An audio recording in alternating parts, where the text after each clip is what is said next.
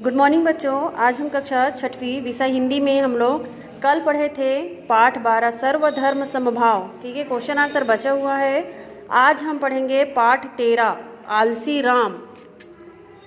क्या पढ़ेंगे आज? आलसी राम।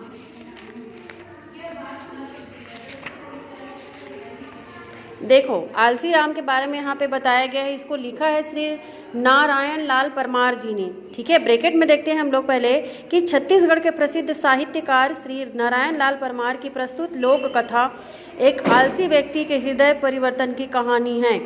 कुएं में डुबकियां लगाने का दंड भुगत लेने पर आलसी राम सदा के लिए कर्मठ बन जाता है ना। कर्मठ मतलब काम करने वाला, है ना। और कथा में आए पात्रों के नामों, ग्राम्य शब्दों तथा लोकगीत की कड़ियों के समावेश से ग्राम्य जीवन का चित्र जो है वो क्या है, निखर उठा है ना। इसमें एक ऐसे व्यक्ति के बारे में बताया गया है जो हमेशा आलसी था, काम करने से जी चुराता था, है ना।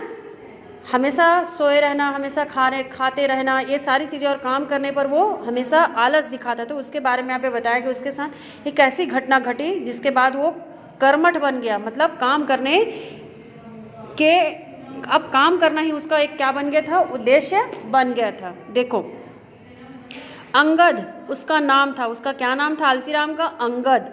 यथा नाम तथा गुण वाली कहावत उस पर पूरे 100 पैसे ठीक उतरती थी। जहाँ वह बैठ जाता फिर उठने का नाम लेता। ना घर की चिंता, ना खाने पीने की। बेचारी पत्नी गांव का कुटना पिसना करके किसी तरह बच्चों का पेट पालती और अपने पति की राह देखा करती। अंगद कभी घर जाता तो कभी किसी के चौरे पर ही क्या हो जाता था, सोया रहता, है ना।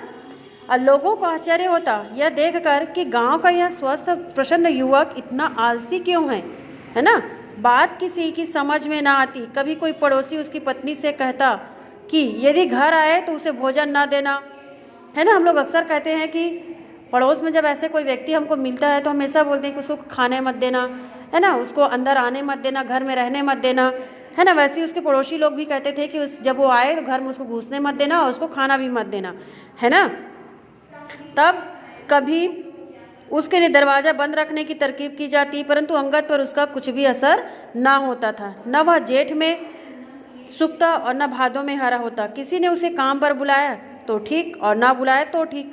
ना किसी से राम रमावल, ना किसी से दुश्मनी। बस अंगद अंगद ही था, है ना। ना तो किसी से दुश्मनी था, ना तो किसी से दोस्ती, है ना। धीरे से एक दिन परऊ ठेठवार ने कहा कि अंगद तो चोर है। क्या कहा परऊ ठेठवार ने? कि अंगद चोर है। कल रात उसकी बाड़ी में कुंदरू चुराने आया था। बात पर किसी को विश्वास नहीं हुआ। उस बात पर किसी ने विश्वास नहीं किया और अंगद की घरवाली से पूछा गया तो पता चला कि वो पिछले 3 दिनों से घर नहीं आया। बेचारे ठेठवार की रुसवाई हुई और बस। परंतु अब अंगद के पीछे काफ़ी नज़रें लगी होती। लोग सोचते कि अब प्रायः घर नहीं जाता। खाने के लिए कभी कभार काम के एवज में कोई कुछ दे देता है, परंतु उतने से ही इस जवान शरीर का पोषण भला कैसे हो सकता है।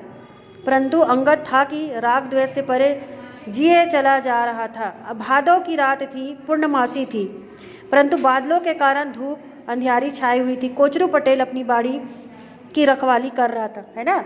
एक कोचरू पटेल है वहीं पे, वहाँ गांव में, वो क्या कर रहा था, अपने खेत की रखवाली कर रहा था कि सहसा उसे आवाज़ सुनाई पड़ी, खीरा रे भाई खीरा, बड़ सुघर रूख हीरा, खाँव का 2-4 खाना गा 1000।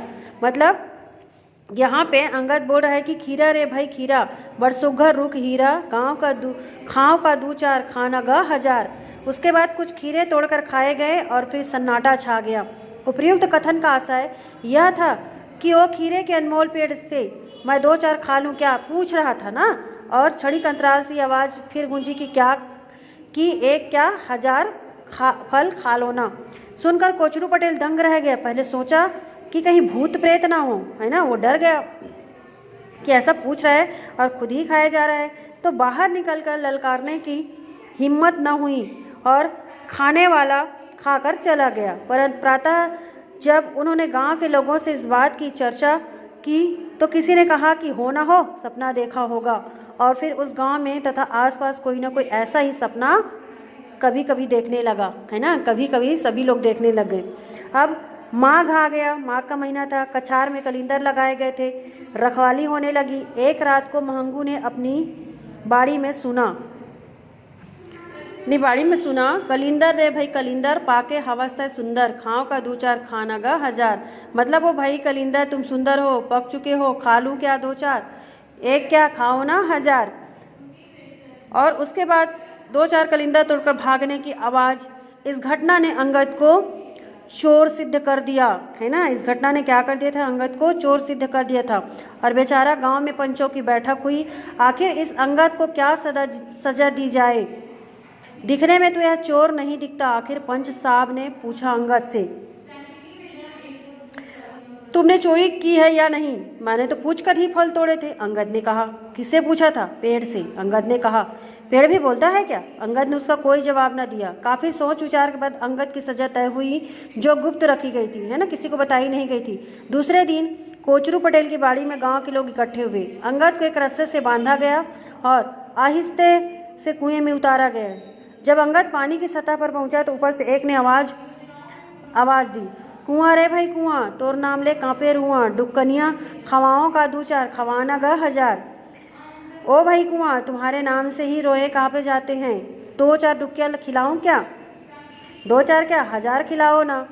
और उसके बाद अंगद को दो चार डुक्कियाँ खिलाई गई और पूछा गया, क्यों अंगद, अब जी भरा या नहीं। अंगद ने क्षमा प्रार्थना की और उसे ऊपर लाया गया।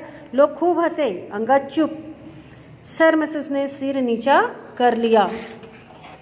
फिर तो अंगद काम में जुटा, सो जुट ही गया। पत्नी खुश, बच्चे खुश और सारा गांव खुश।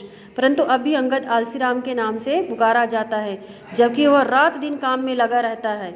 अंगद को अपने इस नाम की भी कोई परवाह नहीं थी। मानो वह अपने भूतकाल को भूल गया था और जुट गया था स्वर्ग बनाने में अपने गांव को, अपनी धरती को। तो समझ में कुछ आया कि आलसी होना अच्छी बात नहीं है, ठीक है।